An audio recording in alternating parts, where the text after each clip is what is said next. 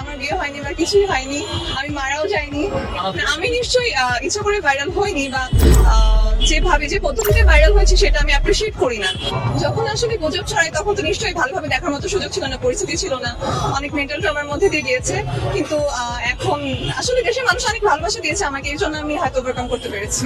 আমি নিশ্চয়ই ইচ্ছা করে ভাইরাল হয়নি বা যেভাবে যে পদ্ধতিতে ভাইরাল হয়েছে সেটা আমি অ্যাপ্রিসিয়েট করি না, এই জন্য আমার অনুভূতি সেটা নিয়ে আসলে খুব একটা ভালো না।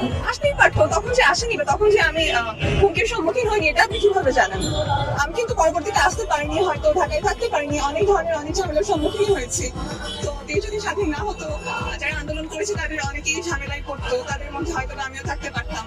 নতুন সরকারের কাছে দাবি জানাই যেন তারা সাধারণ মানুষের বাক স্বাধীনতা হরণ না করে, সাধারণ মানুষের যে অধিকার, মৌলিক অধিকার, সেগুলো যেন তারা ফিরিয়ে দেয়, দেশ যেন আগের মতো পরিস্থিতিতে ফিরে না যায়। যদি দেশের মানুষ প্রতিবাদ করতে ভুলে যায় তাহলে হয়তো কায়েম হতে পারে, কিন্তু আমরা দেখছি যে দেশের মানুষ এখন তাদের অধিকার নিয়ে সচেতন, তারা কথা বলতে শুরু করেছে। তো আমি আশা করি, মন থেকে আশা করি যে দেশ যেন আবার সেই পরিস্থিতিতে না চলে যায়। যতবার অন্যায় হবে ততবার আমরা রুখে দাঁড়াবো, যতবার আমরা সুযোগ পাবো, যতবার প্রয়োজন পড়বে আমরা ততবারই অন্যায়ের বিরুদ্ধে কথা বলবো। পরিবার থেকে শুরু থেকে সাপোর্ট ছিল জন্যই তো আমি আন্দোলনটা করতে পেরেছি। আমি কিন্তু মাত্র প্রথম বর্ষে, তো প্রথম বর্ষে এসে কিন্তু আন্দোলনে জড়ানোটা একটু টাফ বিষয় ছিল। আমার ফ্যামিলি সাপোর্ট ছিল জন্য আমি শুরু করতে পেরেছি, আর সারা দেশের মানুষজন আমাকে যেভাবে ভালোবেসেছে সেটা আমার জন্য খুবই আনন্দের।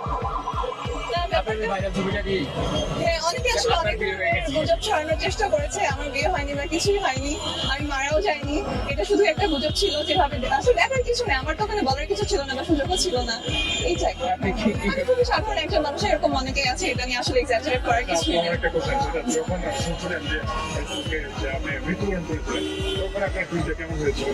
আমি আসলে খুব এভাবে ভেবে দেখিনি, যেহেতু শুরুতে ছোট পরিসর থেকেই শুরু হয়েছে, কিন্তু আমার ফ্যামিলি খুব মন খারাপ করেছিল।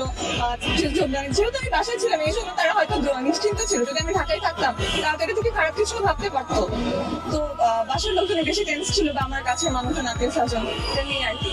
আমার বাসা থেকে কোনো প্রেশার ছিল না, আমার বাসা থেকে সবসময় চেয়েছে যেন আমি অন্যায়ের বিরুদ্ধে কথা